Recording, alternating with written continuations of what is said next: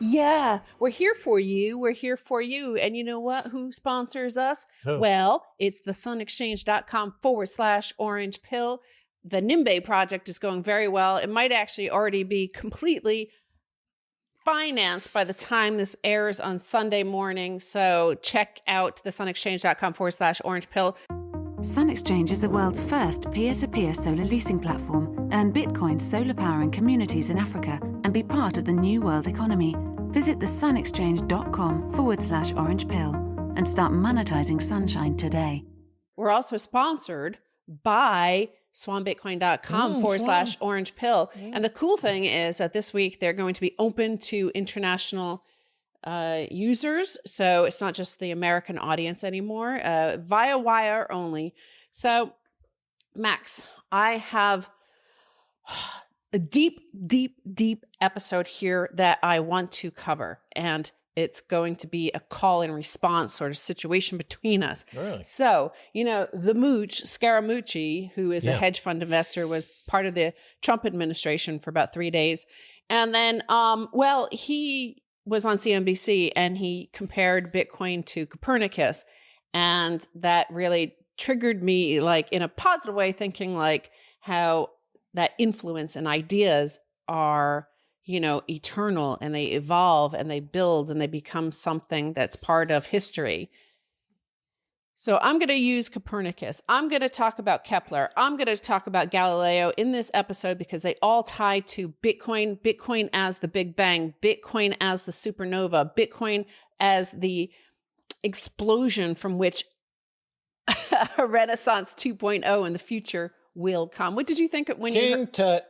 You're King Tut. Well, you know what? We all are King Tut, right? King Tutankhamun. You've been practicing that. You pronounced that perfectly. Did I? I don't know why. Not that I would know, even actually. A blind Chingali finds an acorn every now and then. And all of these stories like tie to this one tweet that I sent out that a Fiat dude responded to. And I want to argue about this sense of the eternal. Mm-hmm. So I tweeted this image from Eric Rodriguez, who posted this artwork of me, right? Oh, yeah.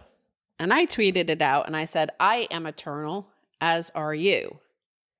And Phil Dobby's relative, I see they follow each other, and this guy's name is Christopher Dobby, said, nah, Stacy, you're mortal just like the rest of us. Here a little while and then gone.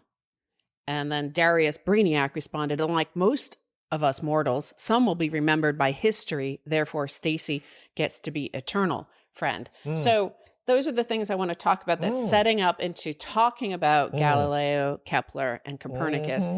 But, we talk all the time about these eternal ideas, right? Universal ideas that go back to Socrates, Plato, and Aristotle, that go back to Da Vinci, Kepler, Galileo, and Copernicus. We talk about these people 1,000 years, 2,000, 3,000 years today, because their ideas were universal and profound and changed. Their ideas are still alive. That is the essence of who they were. So they are still eternal. They're still alive somewhere. Their essence, whatever you want to call that consciousness or that part of the human that is not, an element of the universe. Yeah. Well, that's true. The thing about it, I think the original question was, are you eternal? I am. I know I am. That's why I have the disco ball on, because it feels like a supernova, because we're going to get into supernovas too, but it feels like, Right. I'm part of the universe when I see these lights, because light, time, space, these are all elements of the universe. Right. Well, there's a big essay circulating in the Bitcoin community right now called Bitcoin is Time. Ah. And it talks about how Bitcoin combines our cosmic self and our corporal self every 10 minutes when the block height is extended. And how time has always been a difficult concept for physicists to deal with. And clocks are the only way we know that we're going forward in time, or that time has a unit to compare other unit to. And the block time is a new form of time. And as the block vector continues forward, it's taking every single thing in the known universe and forging it into the Bitcoin protocol and turning all forms of energy into Bitcoin. And that's why it has an insatiable appetite for energy. And people say, "Oh, Bitcoin takes up too much energy." Well, here's the fact. Here's the fact. Bitcoin is going to take all the energy. All available energy will be used to mine Bitcoin. Full stop. That's the only energy that will be used is to mine Bitcoin. So everyone who's now living, who has an active DNA culture, mathematical presence in this cosmic soup, will also be forged into the Bitcoin protocol. And because we carry with us everything that's happened before us, the DNA of, let's say, a Google search engine, that gets forged in there. Everything that will not be known in the future is also in there. So you end up with this cosmic now. Cosmic now. Right. The cosmic now, which obliterates even the concept of time. So Bitcoin is time until the concept of time disappears. So, yeah, I mean, like I had mentioned this before, my sisters had done their DNA test, and we belong to a haplogroup that goes back to a single woman, one woman in Syria, modern day Syria, 40,000 years ago.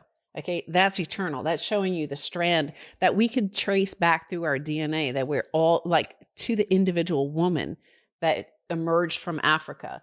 That sort of thing is a sense of permanence within this confines of this limited time that Earth has so far been here. But every single one of us, all of us, are made of stardust. Like literally, so many of the elements on the periodic table are from supernovas. So I'm going to read you about the supernova. Stars that go supernova are responsible for creating many of the elements of the periodic table, including those that make up the human body. It is totally 100% true. Nearly all the elements in the human body were made in a star, and many have come through several supernovas. So, I mean, obviously we don't know what happened. Some people call it the Big Bang. Something happened but the early 14 billion years ago, the universe was made up of really huge stars that died fast because they were so big and light. And every single wave of explosions of these stars, because they run out of their nuclear energy and then they collapse onto each other in this mass that then goes supernova.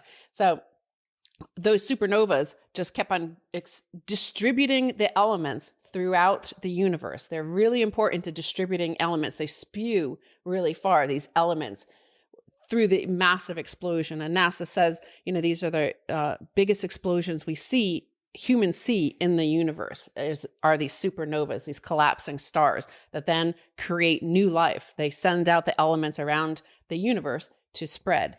The last supernova to explode that was ever seen by the human eye through a telescope was in 1604. Kepler saw it in the Milky Way. So this ties us to Copernicus, because of course he was inspired. He picked up the research of Copernicus, who had died 30 years before Kepler was born. And he and then Galileo were researching him and building off what he had said. So Kepler saw the last ever supernova in the Milky Way galaxy. Wow. I guess they're pretty rare. So NASA says the reason why we can't really see them is because there's so much dust from those supernovas, so it kind of hides some of the ones in our Milky Way, but we have seen others through our telescopes in other galaxies. So we are able to record those. But so I wanted to also keep on going with this, the Milky Way and the galaxy and the supernova, and that we're the supernova, and Bitcoin is like, we've had these, as we've covered with Nick Bhatia here on the layered money, and how human economic development is tied to this monetary explosion, right? When we come up with, we found gold as money, which of course is from a supernova as well, and that element. And then we chugged along, but then once the Lydia coin came around, there was a supernova explosion of a standard unit that drove more trade. And then, every single advancement has driven more trade. And now Bitcoin is like the latest of the supernova, which the supernovas for the last 14 billion years of stars have always created harder and harder elements. So this is like the hardest money. It makes sense that it would be harder than gold, because gold was 5,000 years ago, and now we have Bitcoin.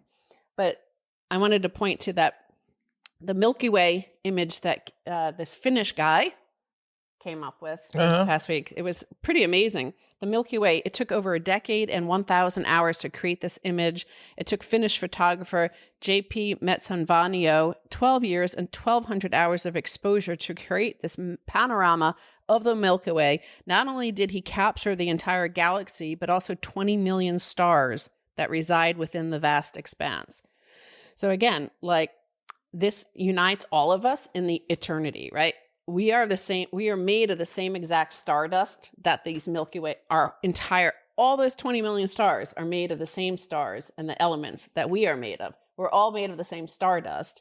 Kepler, that unites us with Kepler, with Galileo, staring into the Milky Way, seeing the first, trying to understand the Milky Way. And this is the human condition. We are made of stardust. We all are part of this. We have the same mitochondrial DNA all the way back to mitochondrial Eve. We all are on the same quest to understand the world around us. And the only way we could do that is through things like time, distance, matter. Like, we try to understand all the elements around us, and not all of us have the same interpretation of it, because we have our own cultures, our own societies, our own religions, our own fears, hopes, all that sort of stuff. But it puts us, it makes Kepler eternal. It makes Galileo eternal. They were looking at the same stars that we are now today. This Finnish guy sharing this image of the Milky Way. Right. Well, it comes back to time. Time is a social construct. It's not really, doesn't really exist. And so Bitcoin is getting rid of time, because once we are all fused into the protocol, we will be in the cosmic now. So all the past and all the future will exist simultaneously. And we join in the universal unconscious, and the transactions are in our universal conscious mind on Satoshis as the basic unit of account. And we're just gliding through the multiverse and the cosmos, So that's where we're headed now. Can't be a moment too soon, because of the ecosystem here on planet Earth is, breaking down. So we need to take that last step, one giant step for Satoshi. So, I started with Copernicus, and the fact that we had already discussed that as a way to try to use Copernicus and his place in the historical blockchain, the blockchain of history, and try to understand where we are today. And then we moved to Kepler being the last to see the supernova, from which we are all, made up of stardust that happens in a supernova. And then Galileo was a contemporary of Kepler. And he is in the news this week in another shocking story of loss of history, losing transactions essentially in the historical blockchain in Spain. Authorities in Spain are scrambling after it was revealed that a Galileo masterpiece on display at the National Library had actually been replaced by a forgery over 4 years before the theft was revealed. So they've just revealed that, in fact, they've been looking for the actual Galileo, which is called, his masterpiece is called Starry Message. Right? Beautiful, right? And in Latin, I guess it was Sidereus Nuncius. Originally published by the father of modern science and astronomy, Galileo Galilei, on March 13th, 1610, was the first systematic and published scientific study based on observations made through a telescope. The astronomical treatise was completed using Galileo's first telescopes, which had 8x to 10x linear magnification. The astronomer improved this to 20x in later models, using lenses that he ground and polished himself. Galileo, detailed in this book the pockmarked, uneven, and mountainous landscape of the moon in the work, as well as recording numerous observations of stars among the Milky Way. So today, a Finnish guy provides us a detailed photo of the 20 million stars in that Milky Way. The quest started with Galileo looking through a telescope, that quest to see, to understand. Galileo was the first to, he might not have invented it, but he's the first to use the word microscope when he looked through a microscope to magnify little things. So the big and the small were all like that stardust of the big and the small of the universe. So true. Well, it's all been re-encapsulated and repurposed into the Bitcoin protocol. Yes. So the Bitcoin protocol encapsulates everything that's come before it and everything that'll come after it. I mean, this is the cosmic now. We're in the cosmic now. We're making conscious contact with Satoshi, Lord of the multiverse, and time will cease to exist. And we're simply vibing at the cosmic vibe, which is neither here nor there. It's mind over matter. If you have no mind, it doesn't matter. Well, now I'm going to zoom in. I'm going to take that photo of the galaxy, of those 20 million stars, and zoom in, go down to Earth. Yeah. And here we are, right here. Okay. We've all zoomed in. We're here on Earth. Yeah. I remember last week I said I was going to go look at NFTs. Yeah. Well, right. Well, New York City man sells fart for $85, cashing in on NFT craze. Of course, your fart is also stardust, right? And DNA. And gaseous fumes from which his fart might be that butterfly flapping its wings that causes, our sun to implode and to cause us to disappear overnight. And we won't have time to escape to Mars before our star explodes.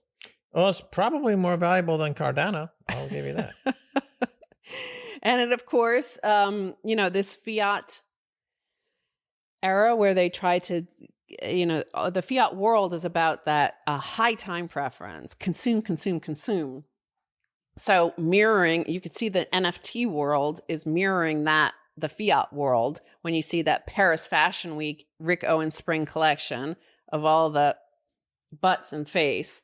Of course, it is a perfect Fiat image, right? This is the gaseous Fiat. It's the end of that life cycle. Like, all of life is genuinely, if you look through the beginning of time that we know of, right? 14 billion years ago, these explosions are caused by the death of one star. It is dying. It collapses on itself and explodes, and thus creates the next wave of life to come. So here, this is a sign of the imminent implosion. Just like our star, the sun, will give a sign. It'll start to expand first and swallow Earth, essentially. But that's a sign it's about to die. It's like, okay, getting ready to collapse on myself. It'll expand and then it'll collapse. The death rattle. The death rattle of that. So this is the death rattle. I thought it was Germany.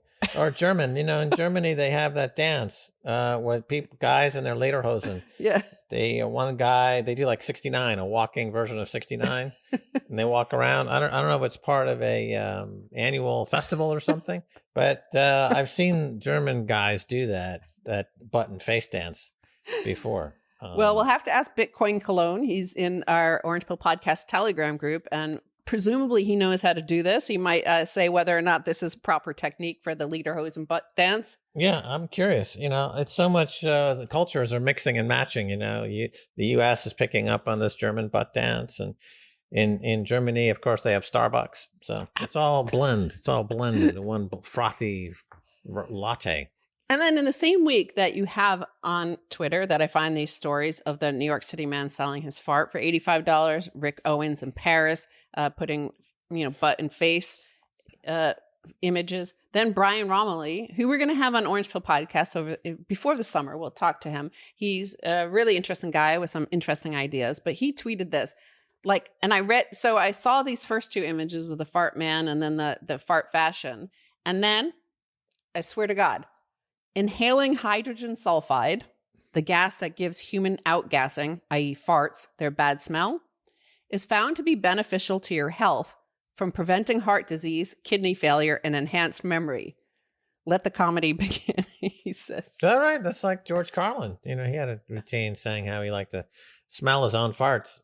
And I guess there's some health benefits to it. Well, I think we told you once on a microdose that some very posh British guy was telling us about those fart clubs that are in the aristocratic, aristocrats do in the UK. There's these groups that meet in secret and they fart and they smell each other's farts. Right. Maybe that's why, there's this notion of these lizard people and they take the hearts of young children and inject their blood and all that stuff. Maybe it's just farts. It all comes down to farts. Yeah, I guess so. That's big news, I suppose. That could be trailblazing medical technology on, people. You could get like a tube in your pants and then you could share your fart with people from your pants, like something like that. That could be a good startup. Well, maybe this guy undersold his $85 NFT. He thinks it's wow, I'm so great. But maybe he could have sold it to science for way more than that. I don't think there's any shortage of farts. True. The world's not running out of farts. I think that they're in good supply. And if there's ever a shortage of farts, then you just call the Heinz baked bean people. Say, hey, send over another case of baked beans, please. And they can get the whole cycle up and running again. It also could explain why the French live so long compared to Americans. If you walk into a restaurant during the Andouillette lunch special, it smells like a giant fart, like sewage, deep fart smell. And that's how they live. And they also, their comedy, they love their fart jokes. So more than any other nation. Not more than the Germans. The Germans are the king of the fart joke. They just love to fart and laugh, giggle at their farts. I did not know that. Yeah. I know they have that toilet, that shelf there, that they like to poop in there to look at it. Yeah, they like to examine their poop very, very closely as an indicator of good health or bad health. So the toilet has a mid-toilet shelf that you poop on, and then you can examine the poop, and then you can dispose of the poop. Right. So a lot of people go to Germany and they say, why does this toilet have a shelf built into the toilet? That's why, in case you're curious. Yeah, and it makes it hard if you're not German. It's embarrassing. You don't, maybe most people don't want to see it. They want to just flush it. They don't want to have to examine it. No. You have a what's called a shit stick, which you use to poke your poop. To check it out. See if you can get any clues to your health. In France, of course, and I lived on a what's called a chambre de bonne on the very, very top floor of a building. The maid's quarters, that was a place I lived at when I moved into Paris. They had what's called a Turkish toilet, right? So it's just a hole in the ground with two, just put your feet put your feet there, and there's just a hole. Then a lot of places in a lot of quartiers in Paris, you'll have a combination Turkish toilet shower. So you've got a shower that goes here. And you can either poop in there or take a shower. It's a very space saving, and would be a common fixture in a home in France and Paris. Well, speaking of showers, it's time to wash ourselves of this first bit, and maybe that's not really. What about fecal transplants?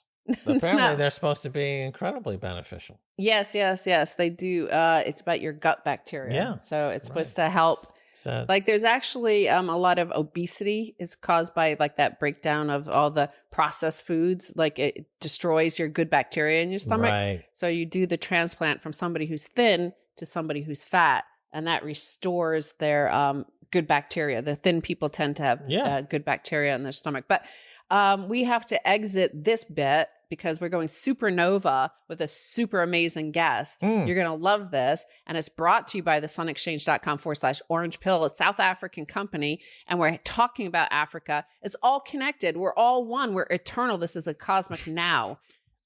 All right. It's time for some peace because we are talking to Ray Youssef of Paxful. Bitcoin is peace. Ray, I want you to elaborate on a recent tweet you had where you said that Pax means peace in Latin. Paxful equals peaceful. Honest money can make for a peaceful world. Bitcoin, no need to fight when we all have a path to wealth. Elaborate on this and how does Bitcoin bring peace? Well, one of the best things, I think the best thing that Bitcoin gave me is it taught me what money actually is, right? It's not paper. It's not even gold or silver. It's simply a way to represent the value of our work through time and space, right? So it's human work that's money. If I go kill a moose, cut it up, make an great steak and serve it to you, you're going to give me some representation of value for that, which I can use in other places. So I don't have to go hunting there as well, which I can save. And that's the beautiful thing about money. It's not a bad thing. It's a beautiful invention that humans have figured out. And as long as the system is honest, the result is abundant prosperity and wealth. I used to believe in a world of scarcity, where we all were, life was nasty, brutish, and short, and we all had to fight for our daily needs. But the more you study history, like the history of the 13 colonies in America, you realize that the natural state of humanity is wealth, and wealth leads to peace. If bankers can print unlimited amounts of money, then they can start wars. Because otherwise, why do we have a need or want to fight? So it's very simple, really. Abundance is the natural state of humanity. Money is simply work. And if we have honest money and abundance and prosperity, why do we need to fight? Paxful is peace. Right. I was just reading about some anthropological studies looking at ancient humans and their use of collectibles and spearheads and trinkets and things for money. And the comment was made that it has to do with reciprocal altruism, in that the humans are naturally altruistic with each other, which is similar to peaceful, but their memory was very short term. And the distance that they traveled was great. And it was difficult to reciprocate altruism. But with money, it takes away the difficulty, and you can have a more reciprocally altruistic relationship with your fellow human beings. That seems to fit in with what you're saying there, Ray. Absolutely. And you look at, just natural systems around the world, tribal systems, whether it's Papua New Guinea, Africa, even, the Nordic banquet halls, right? The Vikings, the head, the leader, the chief, he was always giving away wealth, giving away rings to those that showed the most strength, showed the most merit, and everyone, really. And that's what makes for a truly great leader. They're givers, they're nurturers, first and foremost. That's what defines manhood. That's what defines civilization. It's ingrained into our DNA. So I don't buy this talk anymore that humans are bad and violent and mean. I believe that's been a system that's been created to work against us and turn us against our nature. And nowhere do you see that more than money. Money has been corrupted. And we all see that that's the battle we fight every day in the fiat world, right? But Bitcoin is a return to natural, honest money and real human values. And human values are good. Right. And to follow up on this a little bit, so with Bitcoin, you have a few things that are unique in the history of money. First of all, it is unconfiscatable. So it's impossible to violently or coerce someone to give you their money, to give you their wealth. And that seems to monetize this idea of peaceful trade. In other words, if somebody wants my Bitcoin, they can't beat it out of me. So they're going to have to offer me something that I want to exchange Bitcoin for. It's almost as if we're talking about the demonetization of war and violence. What are your thoughts on that? It's an interesting point. I don't really have much to share on that, but if you look at Bitcoin, technically it's a push mechanism, right? I actually have to send you the money. You can't just pull it out of me like you do with the American banking system, ACH, etc. That's why there's so much fraud there. So it's money that is very natural, since all money should be something that you will initiate a payment to someone else, right? And then that makes for honest dealings. Right. Well, let's follow up on the American banking system, because there's a form of violence that is not so obvious. It's not like sending predator drones or missiles. It's the weaponized financial settlement layer, the sanctions that are applied against some enemy nations, but also against just peaceful people, simply because they're not wealthy enough, or the banks don't want to have to deal with the hassle of including, say, all of Africa into the global financial system.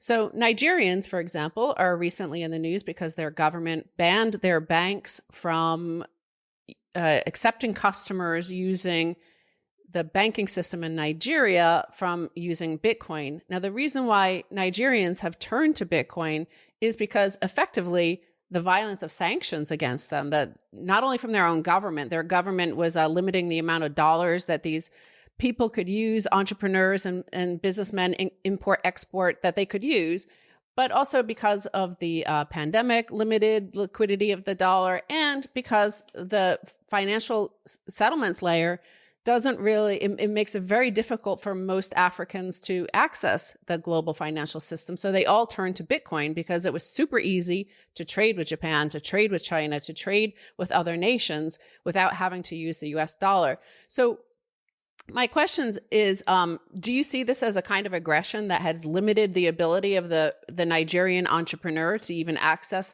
and compete fairly on the global financial grid? And what do you make of the alleged ban, or whatever happened with the central banks banning, banks from dealing with Nigerian customers in Bitcoin?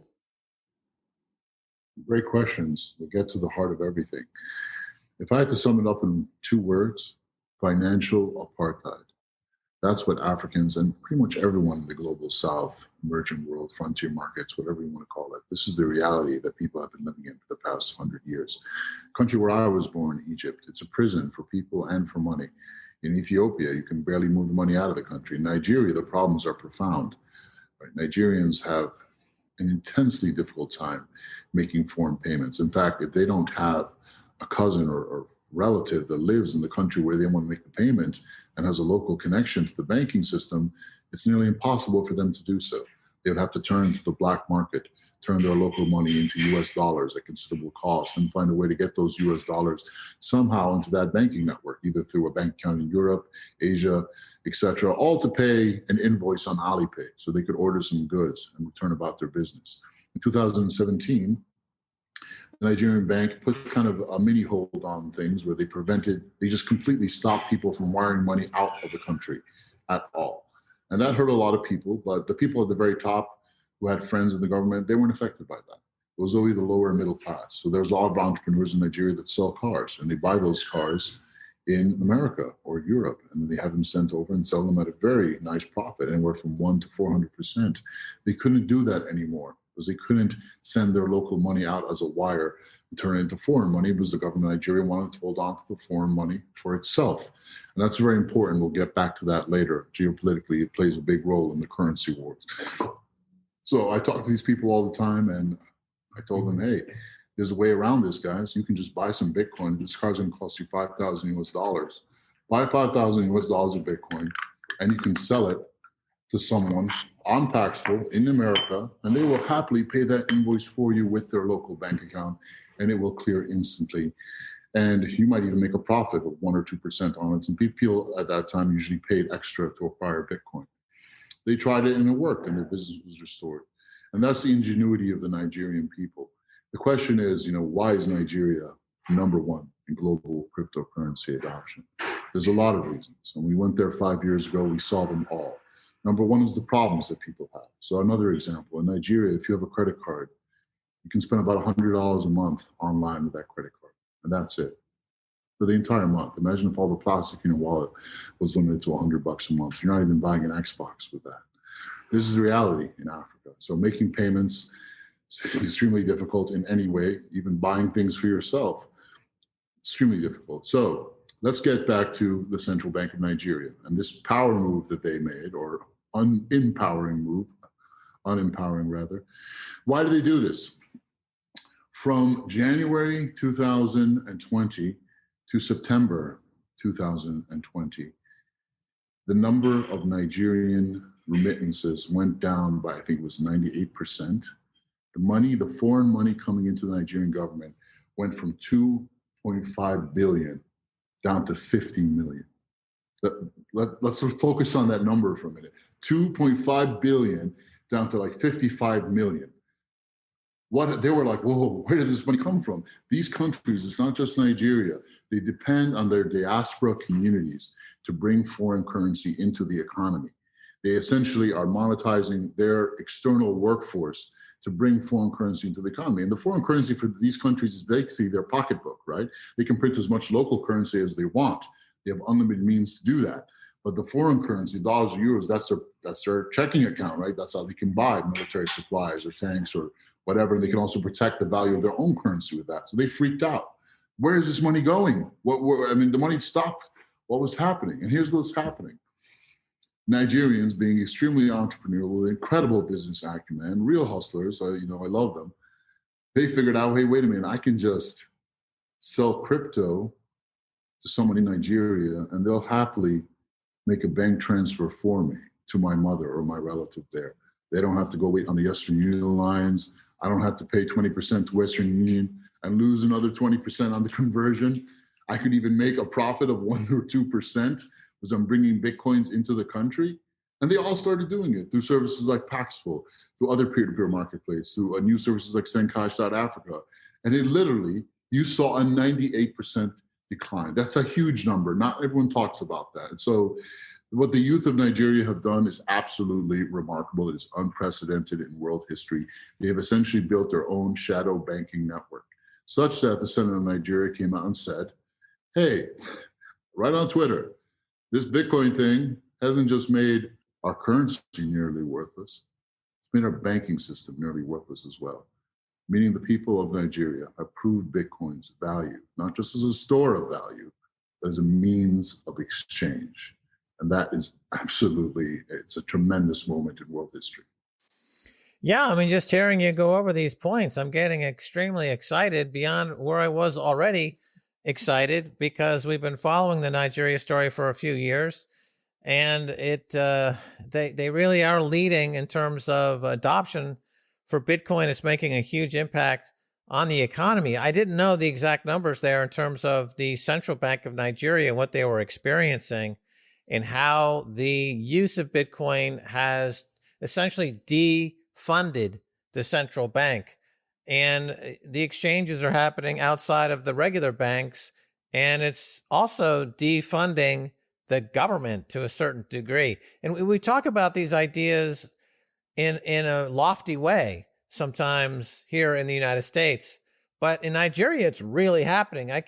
This is so exciting that this peaceful money, as you describe it, is defunding both the political establishment and the central banking establishment. And it's backed by, I believe the population in Nigeria is something like 200 million. The average age is very, very young. I mean, this is an enormous force, Ray. This is an incredible human force. Yes, brother. There's 200 million Nigerians, only 200,000. Paxful has 200,000 Nigerians, and they're the most active users. Imagine that number just 10x's, how fast and how far things could go. Nigeria could literally spark a golden age in Africa and take all of Western Africa along with it. This is the biggest economy in Africa. This is what we finally dreamed of all this time is actually happening. So I just want to give people a little background here on. So I'm going to be going to Nigeria at the end of the month. I'm going to be meeting with the regulators. I'm going to be meeting with the heads of state, the heads of the tribal groups, everyone. And no other crypto person is doing that, but someone has to do it first. And I'm ready for it because I understand what their issues are now, but I'm going to be listening to understand it completely. But from what I know right now, just to give everyone like an insight into what their main concerns are. Their number one concern is that this crypto thing will not take foreign currency out of their economy. They don't want to get poorer. That's number one. We have to understand that. And there's a lot of reasons for that. Besides us, it's a bank account, right? If their stores of foreign currency go down too much, then the IMF, World Bank, or whoever can decide to just devalue their currency en masse like they did to Venezuela. And that is, human tragedy on an unprecedented scale. Let's appreciate and respect their concerns there. Number two, they want to know that this crypto thing is not going to lead to terrorism and money laundering. And that's easy. We can just show them our Chainalysis scans and show them that peer-to-peer is actually incredibly safe, safer than some of the biggest exchanges. And crypto in general is very safe. We've come a very long way from the Silk Road days. But for the big win, and this is what I'm going to be pushing when I meet the president of Sierra Leone, when I meet the president of Egypt, I'm going to be showing them how crypto can get more foreign money into their economies, how these heads of states can do the same thing that the youth of Nigeria are doing by using cryptocurrency as a clearing layer to whatever they want in the world of money. And that's the beautiful thing about peaceful money. It is literally a path to everything. There are no more walled gardens, and that especially goes for heads of state. So we'll see if they bite. Right. So when you're meeting the leaders of these countries, it's not an antagonistic conversation. It's essentially just taking the ethos and the ideology of peaceful Bitcoin to that next layer in the stack of global finance, global commerce. And it's a win-win situation. And, these leaders of these countries, they have a hard job, right? I mean, they are caught between the colonial interests of the West, right? The U.S. loves to, and other countries have spent hundreds of years colonizing Africa. And they have a population that is, of course, always feeling the impact of that colonization. Here you're saying, we can peacefully extricate ourselves from hundreds of years of domination from foreign powers and make money doing it in a peaceful way, Ray. This sounds awfully attractive. Absolutely is. And they're going to begin to realize that they can do the same thing that their people are doing, because they are under the same constraints. A lot of the pain that comes to the people is because of the pain put on these governments. The West, the central bankers, whatever name you want to use for this system that just bleeds people out and leaves them with no path upward. It controls areas, right? It creates division. It keeps everyone in their place. It's keeping us in our homes right now, right? And it can do the same thing to whole nation states. And a lot of these African leaders, many of them are corrupt, but some of them want to do well for their people. They really do. The problem is they know what's going to happen if they don't toe the line. They will get attacked. Their currency will get attacked first. The Marines don't have to land to destroy your country. There's many other ways for them to do that, and they know what's coming. The question is, what defense do they have? And they haven't had any defense now, but slowly they're starting to see. If I have anything to do with it, it'll be quickly. They're starting to see that Bitcoin is a path not just to the independence and prosperity of their people, but to them as well. It can act as a shield for them against these currency wars. Everyone's talking about Tesla buying $1.5 billion of Bitcoin. That's great. But what happens when African nations start doing that? Whole states start doing that. Why? Maybe not just a means of investment, but maybe as a hedge against what could possibly happen to them. Now, this is really interesting. I'm going to get into this with you guys. So on that third note, for the big win, let's show them how we can get more foreign currency into their economy. I've been thinking about this until smoke's been coming out of my ears, right? And an example came to me. So my executive coach was telling me about one of his clients, some rich guy, Arab guy, wanted to bring a supermarket business to Egypt, employ 500,000 Egyptians. He had everything all set up and ready to go, but he pulled out at the last minute and took it to Iran instead. Why? Because he couldn't pay the Egyptians. There was no way to do payroll. They don't have any bank accounts. So they lost out on 500,000 jobs. We know from the Nigerian example that all these states, they count on their diaspora communities to send money back home and flood them with foreign currencies. And once that flow started coming in, they freaked out, and they're trying to get their arms around the situation. What if we could show these heads of state, and this is it for the geopolitical power move. So listen up, guys. What if we could show them how to leverage their internal workforce and turn that into foreign currency without having to send them out of the country? What if we told that billionaire that wanted to open up those supermarkets in Egypt, hey, why don't you pay them with Bitcoin or Tether or USDC or whatever form of crypto?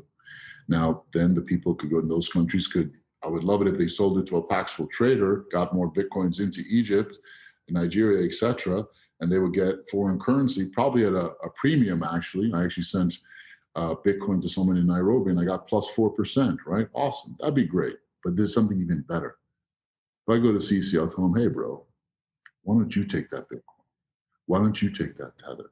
Set up offices, give them that foreign money that is free for you to create, and take that Bitcoin and Tether, sell it via OTC, and bring in billions and billions of foreign money. You can do the same exact thing that your people are doing by using cryptocurrency as a clearing layer to solve your problems, just like the guy and girl on the street are. If it works on the street, it'll work for them. Now, I'm not an economist. I can't see the problems that will cause, because eventually that will lead to a kind of dollarization of their economies when everyone can accept crypto for groceries, etc. But that's something for smarter people than me to figure out. I just know what's possible in these next 5 years, and I'm very excited. So a Nigerian senator speaking in the Senate did shock the world with one of the most profound insights into Bitcoin just in the past month, when he said that with Bitcoin, there's no use for our national currency, essentially. And what you're saying is like, that's the message for him. That's the message you're going to them with. And there's no reason why they themselves can't start earning Bitcoin. They can't be the first nation. They could easily, Nigeria uniquely has massive oil reserves and also massively flare. They just spew that natural gas out for losing this energy that they could convert instead to Bitcoin at the actual locations already existing of all the flaring operations happening across Nigeria. That's the way the government doesn't need to tax anybody. They just use the flaring that is already happening on, the Shell and all these other Western oil rigs. So what do you think about that in terms of the fact that you can now, there are companies like Upstream Data, which allow you to capture all that flaring energy and convert it to Bitcoin? That's awesome. All the amazing projects that pop up every single day around me are amazing. Just to come back on your first point, I'm not going to come to them and say that it's going to make your currency completely worthless, because it doesn't have to be that way. And, the ability of a state to print its own money is its greatest creative power. And Abraham Lincoln said that. There's a reason he was assassinated. He did not appreciate the central bankers weakening the power of America by infringing on their ability to issue their currency. So a nation state can impose whatever currency it wants, and it has a lot of power in that respect. Bitcoin doesn't have to be antagonistic towards that. There's a way they can coexist, especially for cross-border payments. Let the Naira or the Egyptian pound or whatever rule internally. That's fine. So I'm not going to come to them with that, because that's like a right hook to the face. You don't do that, and it doesn't have to be that way. So there's a better way for us, because ultimately this will lead to the dollarization of their countries. But again, I'm not smart enough or experienced enough to get into all of that. But as any city-state, they have the power to prevent that from happening. And they can leverage their immense natural resources. But it's not just the natural resources, in the ground, right? The oil, the natural gas, the diamonds, all that is great that they have. And they can sell that for foreign currency, and that's what they do. One oil refinery in Nigeria alone was making like some ridiculous number, like hundreds of billions a day, right? But imagine if they could actually leverage the natural resources that are walking around on two legs and in the heads and hearts of their young people. There's 200 million Nigerians. Most of them are young. The same goes for all of Africa. it can put those people to work. Look at Kenya. Kenya is a tremendous example of this Upwork culture that they have. The virtual assistant community there is absolutely massive. What if they all accepted Bitcoin for their work? And there were easy off-ramps run by the Nigerian government, the Kenyan government that would take that. Then Kenya would have tremendous access. They could just sell that crypto on the open market. So it's about not just accessing their natural resources in the ground, they can access and leverage their natural labor force as well. And that's really where their true riches lie. Right. So you're talking about what happens when suddenly Nigerians are able to freely trade with themselves and their very close neighboring countries. You spoke earlier at a previous interview how you made the example. Imagine if I were trying to do a business with somebody in Detroit and I had to go through an entirely different system, Byzantine system, many different intermediaries. Essentially trade comes to a halt, and that's kind of the way it is in Nigeria now. With Bitcoin as a settlement layer, as a payment layer, all those barriers are removed. And so you're saying the collective energy of the population itself is unleashed. And that is the most powerful force in the economy going forward. And it just changes the dynamic fundamentally, right, Ray? Absolutely, Max. Thank you for bringing up that point. The mission here, number one, is to create a seamless Pan-African settlements network.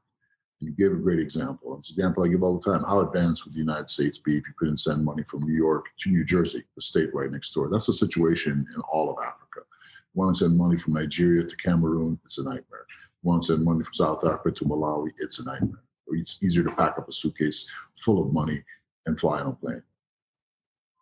And that's what's holding Africa back. And now what the Nigerians have done is they've starting to create this seamless Pan-African settlements network. Because with Bitcoin, you can do that. With these peer-to-peer networks, you can do that not just with Bitcoin, but you can turn that Bitcoin into any foreign currency, into a bank transfer in any other state instantly, because it just becomes a local transfer in that country that you want to send the money to. It can happen literally instantly, and it does. The more seamless and we make that experience, the better and better the products become, the more this seamless Pan-African settlements will manifest, right? And then you're going to see immense trade happening within Africa. All that trapped wealth in all these African countries will become free, like Ethiopia, like Nigeria, or how about, and this is the big one, guys, Francophone Africa. 14 nations, maybe 15, don't quote me on that. 14 of these nations are still under the control of the French franc. The African franc, they call it, right? It's about as African as the Federal Reserve is federal. It's a complete sham, scam. It's a joke. It's bad comedy. All those African francs are printed in Paris. And each of those 14 countries has a different version of it, which is not interchangeable. They can't even trade amongst each other. And no one talks about this. If just those countries like Senegal, Burkina Faso, Gambia, Ivory Coast could be freed from that system, imagine the wealth that would happen overnight. I found out about this from a Senegalese cab driver in New York, and my mind was blown when I confirmed it. And it absolutely can happen. So the reason these African leaders are not trying to break out of that system is because their money is trapped in a Paris bank account, right? But things are changing. They're beginning to see that they have options. So this Pan-African settlements network will manifest. The French will not have a stronger hold over Africa in the next 5 years. Maybe make it 7, but you can quote me on that. And that's a big one, guys. These are the kinds of epic wins that are in front of us right now, because we have all the tools in place. Of course, Bitcoin is one of them. Yeah, one of the exciting parallel stories, I would imagine, I'm curious what you think about this, but in Nigeria, you've got an incredible music scene. You've got Nollywood, which is producing more films than Hollywood. And the creativity class is enormous and exciting. It's African. And once all of these pieces are put in place, I would imagine that there's a possibility that we see a huge wave of African originated culture spread around the world and mix things up a bit, because right now we're kind of in a stalemate. The culture's gotten a bit stale. Let's bring some Nigerian culture into the mix and let's get down. What do you think? It's absolutely going to happen. I mean, 6 out of every 10 Africans you meet outside of Africa are Nigerian. there is something in their DNA that is absolutely amazing. Like they are some of the brightest, most hardworking, most creative people I've ever met. You know, there's three distinct like tribal groups in the country, right? There's the Hausa, which are very well educated. They run the country, politicians mostly, right? There's the Igbo, and they're like the hustlers, right? Great business people. And then there's the Yoruba, you know, and they're the guys that are really good with. They're very empathic, very, very smart, you know, really good with movies, music. And that's also where the oil is, right? There's also the Fulani up in the north too. They're kind of herdsmen right now, but we have to lift them up as well. So these four groups together make for some of the most interesting and diverse culture you can imagine. Nigeria is like 4 states in one. There's so many subgroups in there, but it's honestly like a world onto itself. Like people don't really understand how amazing Nigeria is until you actually go there and you meet the people. But you don't, soon you won't even have to do that, because Nigeria, as it grows in power, and it will lead Africa as a line of Africa as a superpower, you're going to start seeing, you know, Hollywood eclipse Hollywood. You're going to start seeing the Nigerian music industries produce some amazing standouts. You know, if you follow Zubi Music on Twitter, you'll see an example of a Nigerian, just immense work ethic, immense talent. And all this talent is coming to the forefront. There are so many amazing crypto startups happening right now in Nigeria. Every day I hear about an amazing new project there. We're going to see Nigeria lead an African golden age, where you're going to see African culture being exported to the world. And instead of people thinking about poverty, disease, and corruption when they think about Africa, they're going to think about wealth, they're going to think about success, and they're going to think about the transparency and awesomeness of Bitcoin. And that's like 5 years away, guys. Wow, that's an amazing message, and it fits with our Renaissance 2.0. It sounds like Nigeria could be at the forefront of Renaissance 2.0. Of course, Nigerian immigrants to America are some of the highest earning immigrants in America, in fact. But in terms of, I love that idea that you said of trapped wealth, that Bitcoin helps release trapped wealth across the world, especially these developing nations that are cut off from the financial grid. So Paxful kind of, you know, that's your forte, is helping release that trapped wealth. We talked about that as well on this show, Orange Pill Podcast, regarding trapped energy. Bitcoin helps release that, and we've seen that recently with Aker in Norway. Also pointed out that Bitcoin, they're getting into Bitcoin mining because it helps release trapped energy. But in terms of this trapped wealth, where are you seeing elsewhere besides Nigeria the big growth markets for Paxful, and what sort of nations are, you know, who can access Paxful? In the audience, we have people from all over the world. So, you know, where are the growth markets for Paxful? So Paxful can be accessed anywhere except sanctioned countries like Iran, Libya, etc. Unfortunately, we are a compliant company. We had to make that decision early on, and this is not going to work unless we can connect, you know, the West and the global South together. It all has to come together as one. So, unfortunately, that's the case.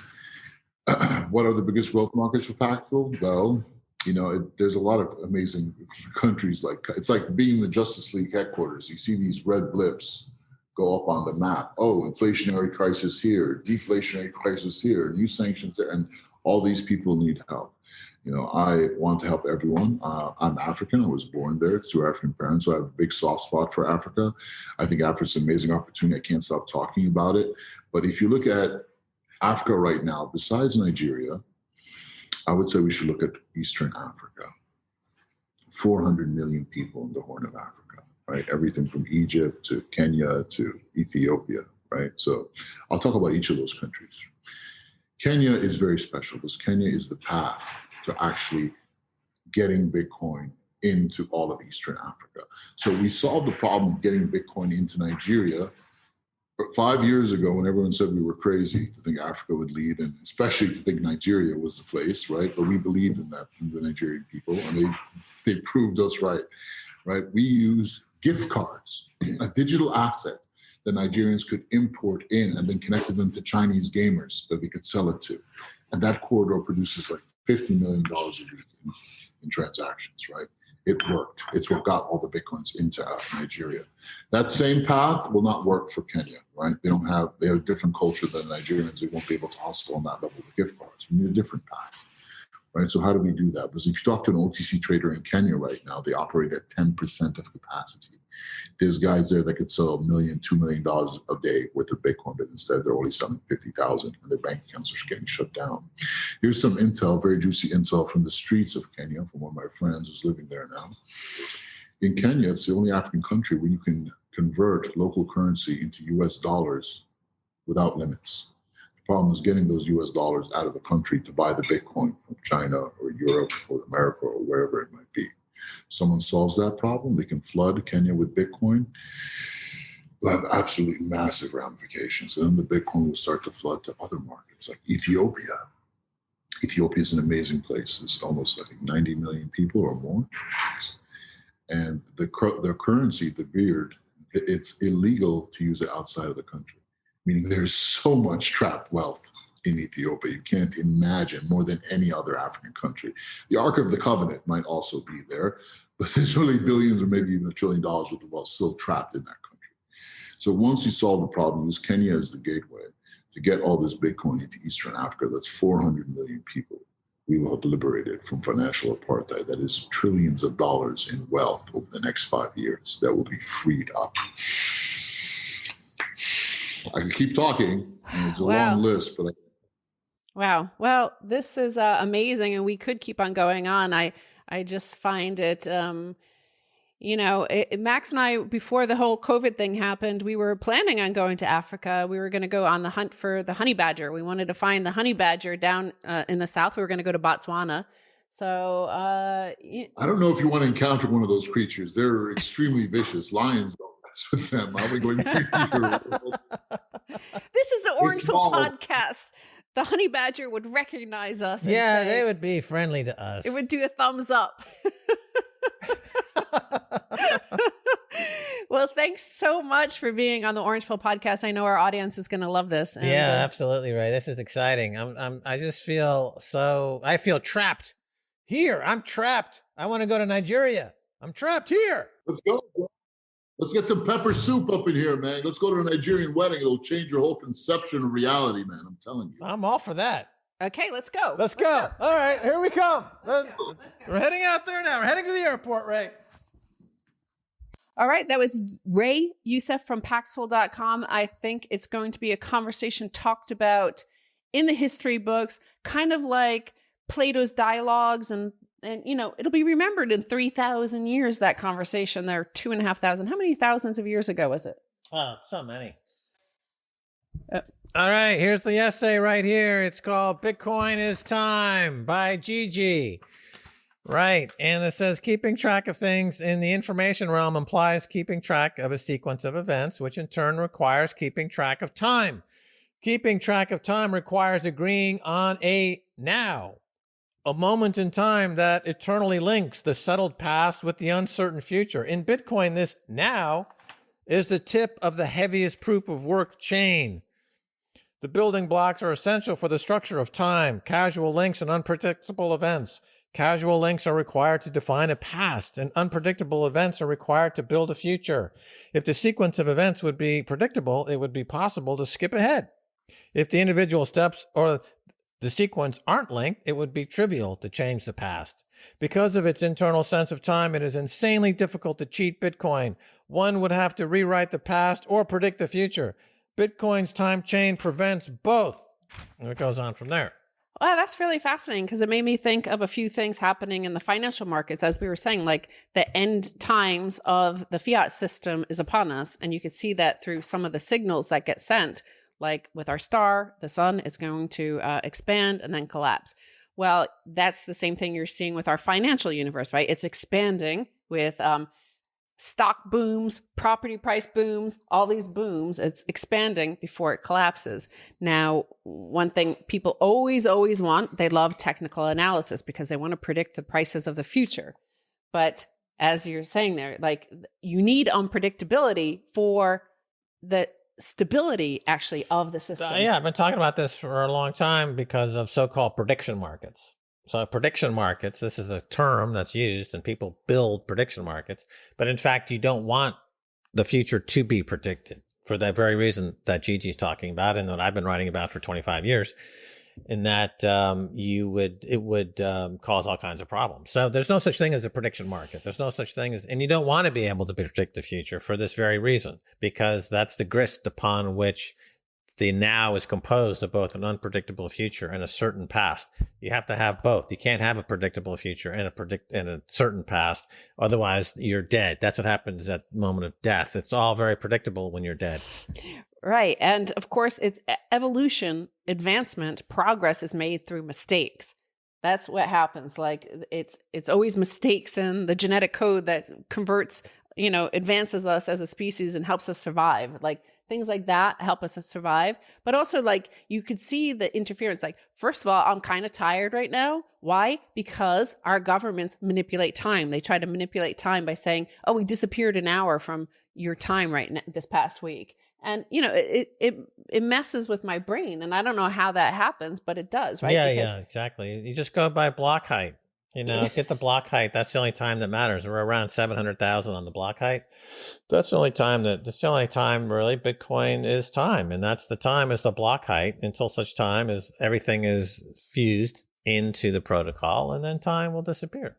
And our governments and central banks try to control create a predictable outcome, i.e. that stock markets will always go up, that house prices will always go up. And we are therefore in a situation where for 40 years, we have to keep on lowering the value of time, right? Through interest rates, keep going lower for 40 years now until the point where it went negative. So time has no value. Yeah, when I read on liberal Twitter, people saying, my God, there are starving children somewhere and we need to do something. Well, guess what? There's nothing you can do because the future is completely unpredictable. And the only thing you can do is to have a system where you get rid of the monopolies and you get rid of the centralized committees and you get rid of the authoritarianism and then let nature take its course. But you can't have a problem of starving people, which is caused by centralization, by creating more centralization, right? That just exacerbates the problem. So in the United States, they're really grappling with this issue right now because the economy has flatlined since 2008. Wealth and income gap is exploding. And the central planners are saying we need more central planning. So that's just going to triple down on the problem. So we're at the end of this experiment, I'm afraid. But that's what I'm saying is like everything is a fractal across the universe and across time and across space. It's always does this. There's no way to stop. Once a star runs out of its power, it collapses on itself. And that's what empires do. They also decay, right? And they collapse on themselves. Yeah, it collapses on itself, but I believe that's what causes a black hole as well. Yes. Right? So the black hole then becomes an energy in its own right, and it's an object, if you will, in its own right that's pulling in gravitationally a force that's warping space and time. I mean, this is what Einstein showed, is that gravity can warp space and time, right? And so time and space are mental constructs in many ways. I mean, we're imposing onto nature a way for us to think about it so that we can communicate over time in units of time and in units of space. And, it's not necessarily a good match. So consciousness itself is a poor way to deal with the universe, to be conscious. If you notice that those beings that are unconscious have a lot easier time dealing with the universe. Trees, for example, are somewhat conscious, but they're not really to the same degree conscious. Stones and rocks have a great time dealing with the universe, but they're completely unconscious. And that's an advantage if you're a stone. You can deal with the universe in a way that doesn't require much consciousness or any consciousness whatsoever. And you last for quite some time, a millennia or more. So, consciousness can be a real bummer. But again, the eternal Max and Stacy, I know I have it. I really believe that in 2140, I guess that's when the last Bitcoin will be mined. Like all of us in Orange Pill podcast will be there. Like we are in the blockchain because the blockchain just confirms itself every 10 minutes. Like it gets written, like it's there. It's immutable. We are immutable in the blockchain. Well, like Peter Todd said, the blockchain is a chain of blocks. It's a chain of blocks.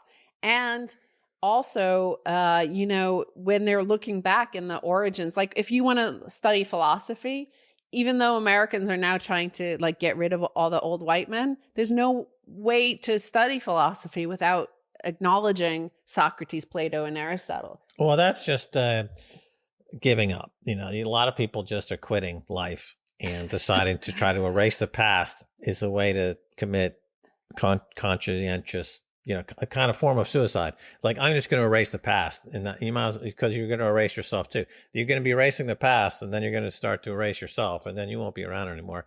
But as the white paper never says blockchain, it refers to timestamp, chain of timestamps. So the timestamp is actually something that was innovative in terms of organizing the protocol. And it has to do with this idea that only through timestamps can you create that moment, that now, that this is the immutable past and this is the unpredictable future.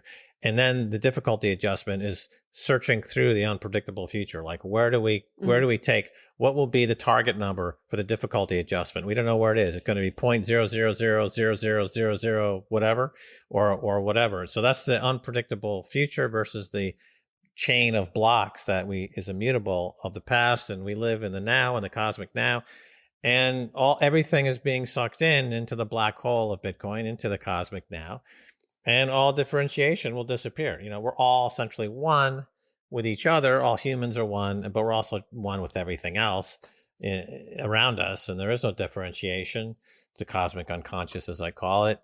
And so ultimately, we're going to see what science has proven already, that the color of the universe is that of a latte. Oh, I thought you were going to say orange. It's orange. The universe is orange. So we're about to go to the orange singularity. Yeah. The orange singularity. We're already over the event horizon. That happened. Yes. Did it happen October 31st, 2008, or did it happen January 3rd, 2009? That's a good question. But, the 2140, the last block mined, we will have reached the orange singularity before then. So today we're in the year 2021, I believe. And so it's another 100 years forward. Plus. And that's like nothing. Now you think about it, when you talk about the cosmic now, and you talk about, the past isn't even past, as was it what Faulkner? Faulkner said that. Yeah. And it isn't, if you think about it, because when we look at the Milky Way galaxy, or we look at the edge of the universe, as far as we can see anyway, like we base that on the star light that arrives from billions of years ago. So it's so old. It's actually, you're looking into the past. But it's our present, isn't it? It's our present, but when you look into the sky and see those stars, that's the past. So it's right here with us. So Faulkner was right about that. So was Galileo, and so was Van Gogh. Right. Well, these are all discoveries, right? They didn't invent stuff. I mean, he invented telescope, but did he? I mean, the potentiality of grinding a lens and combining them in a way to see distant objects was there to begin with. He discovered the telescope. Einstein discovered relativity, and because our eyes discovered the cosmic solar reality. And Bitcoin was discovered. It wasn't invented. It was discovered. The potentiality of Bitcoin was always there. It just took humans 200,000 years to discover it. And now, very quickly, like at the end of 2001, A Space Odyssey, things will snap together pretty wildly, and you enter that tunnel of consciousness and ultra consciousness and cosmic consciousness, where you have that stream coming at you of truth, all the way back to the fetus. And the fetus has every stage of development for a million years, right? Because the fetus goes through the fish-like evolutionary stage, where the fetus has gills, like the fish have gills, and then they very quickly dispense with the gills. They have dinosaur-like appendages at some point. Then you're going through really reptilians and mammals, and you're going through all this whole recreating evolution. Like you're like spinning up, you're watching through that 9 months, like evolution. Yeah. You're evolving all the way from, I saw something amazing, actually. I saw a little thing on the video of artificial insemination of an egg by sperm. And so, they poke the needle into the egg and they artificially inseminate the egg. But I had no idea the size relationship. So the egg is huge compared to the sperm. It's like, a grain of rice and a very large beach ball, like this big. Mm-hmm. And the grain of rice being the sperm. I had no idea that was. I thought the sperm was about maybe a quarter size of the egg or something. But that's what we're talking about. Telescope and microscope, they go together. Like you have to look at the big and the small. Like it's all there. All around us. That is what we are. And to wrap up this episode on this story from Casa, keys.casa. If you go there, I totally recommend this. We recommend this company so much. We are actual investors in the company. And in our Orange Pill Podcast Telegram group, we're always linking to lop.net for his resources, for Bitcoin resources. But they wrote this piece about risk because we were talking about risk and this need that this human desire, the elite, the rulers' desires to have certain outcomes that they know and they can control. But that, of course, messes with nature and the cosmic now. And the cosmic now always wants disaster, chaos, collapse, death, because only then can new ideas and new ways in life be formed. So this, in terms of this disintegration, all the signs of the disintegration of that fiat world around us, there was an interesting quote in this article that's called Exchanges versus Self-Custody, Known versus Unknown Risks. And we're going to have a quote here from Donald Rumsfeld all the way back in 2002 that... Well, I know this quote. Yeah. Many of the Generation Z, by the way, won't have been there for this, but we were actually there. We heard this live said by Donald Rumsfeld. There are known knowns. There are things we know we know. We also know there are known unknowns. That is to say, we know there are some things we do not know, but there are also unknown unknowns. The ones we don't know, we don't know. So he said that in a press conference on February 12th, 2002, and he was our Secretary of Defense. Well, a brilliant deflecting statement, an obfuscating statement. It's a beautiful way to say, fuck you. Yeah, we're going to war, whether you like it or not. It could be an unknown, as far as we know. But I'm not going to say because it's one of those things. But again, like when we look out into the universe and we try to find black holes or we try to find supernovas, we could often just see like their consequences on the space-time continuum around them, right? So this is in the, what they're talking about is this woman, Tracy Alloway from Bloomberg, and she had tweeted about Thursday's drop, this was last week, in U.S. stocks was a 7.7 standard deviation move. Translation, something which wasn't supposed to happen, happened.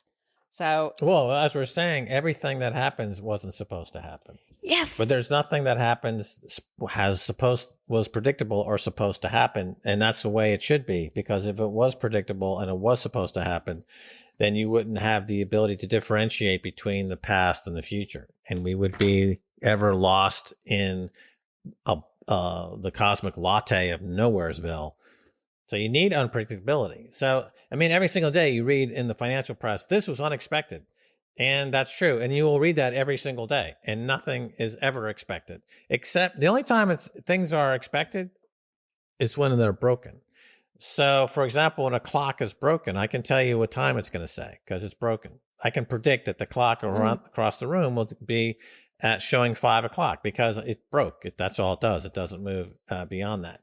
In financial markets, the reason a lot of people are very successful, like a Warren Buffett, for example, is because he knows that these markets are broken and that there's a way to borrow money at 0% and take control of income producing assets for essentially free and then book all that dividend and income interest as profit and then repeat and leverage.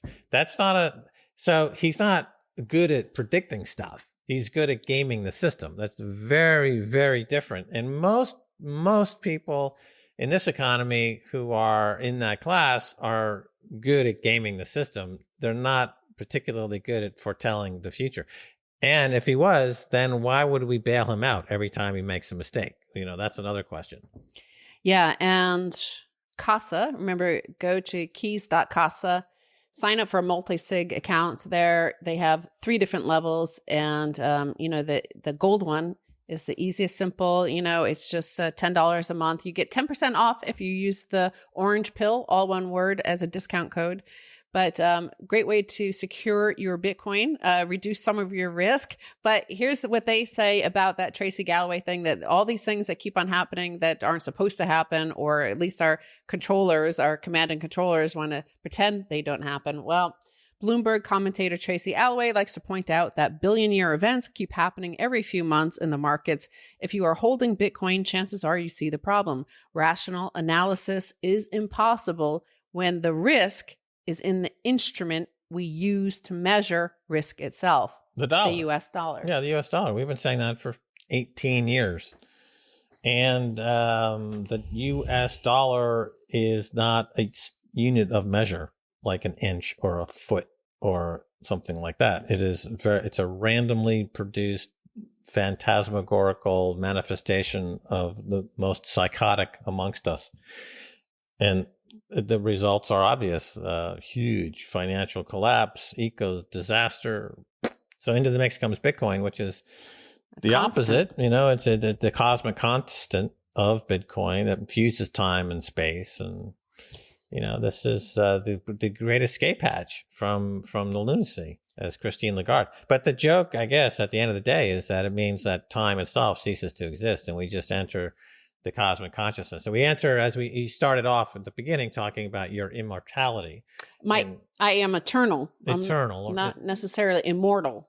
But okay, fine. Eternal. It's a difference without a distinction, or a distinction without a difference. But nevertheless, let me finish by saying that the blockchain of Bitcoin ensures each and every one of our immortality.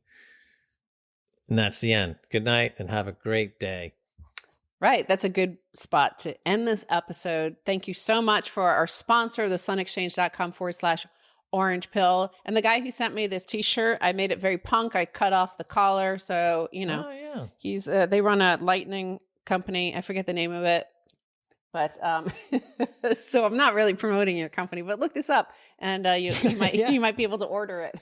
Yeah, that's cool. But thanks for the sunexchange.com orange pill, and we'll see you next time.